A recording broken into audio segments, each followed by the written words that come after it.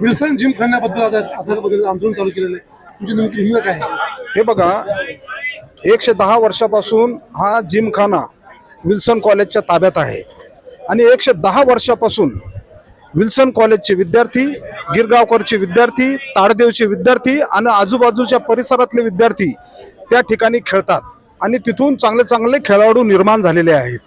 आणि अचानकपणे शासनाने अनधिकृतपणे हा जिमखाना जिओ जैन इंटरनॅशनल ऑर्गनायझेशन या संघटनेला हस्तांतरित केलेला आहे, ज्यामुळे ही सगळी विद्यार्थी वर्ग खेळापासून वंचित राहणार आहे.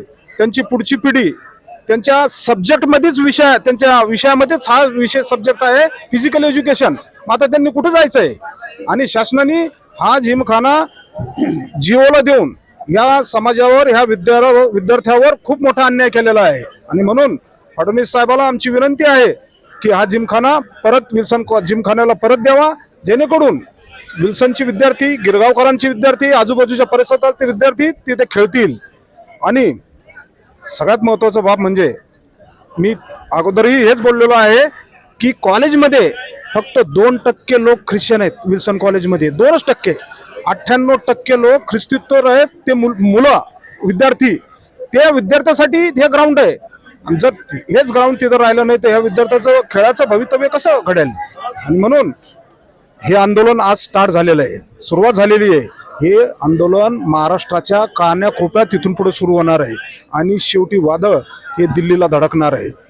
पुनश्च एकदा फडणवीस साहेबाला आम्ही विनंती करतो, हा समाज, ह्या समाजाचं खूप मोठं योगदान आहे. या समाजानं कधी शासकीय मालमत्तेचं नुकसान केलेलं नाही. या समाजानं कधीही कोणाच्या विरोधात काम केलं नाही, कोणत्या धर्माच्या विरोधात काम केलं नाही. मग हे शासन ख्रिश्चन समाजाच्या पाठीशी का लागलेलं आहे?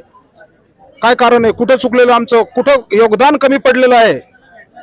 म्हणून फडणवीस साहेबाला माझी विनंती आहे, फडणवीस साहेबांनी पंतप्रधान व्हावं हे स्वप्न आम्ही बघतोय. एक चांगलं नेतृत्व ह्या देशाला लाभलेलं आहे, परंतु त्यांनी आमच्या जमिनी आमच्याकडून काढून इतर समाजाला देणं हे कितपत योग्य आहे? म्हणून साहेब, फडणवीस साहेब, तुम्हाला पुन्हा एकदा विनंती करतो, शासन तुम्हाला पुन्हा एकदा विनंती करतो का हा जिमखाना परत विल्सन कॉलेजला देण्यात यावा, ही नम्र विनंती. धन्यवाद. आताच आपण सांगितलं की दिल्लीपर्यंत जाणार, पण आपल्या समाजापेक्षा जास्त मोठा किसानांचा आंदोलन त्या ठिकाणी पोचला होता.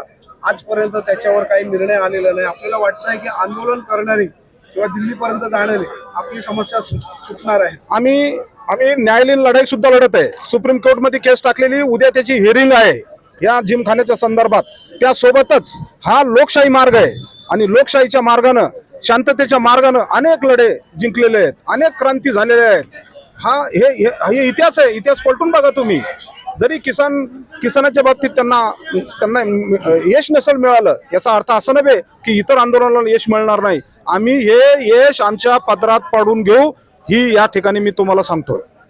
आताच आपण या ठिकाणी उल्लेख केला त्याबद्दल लोकशाहीचा.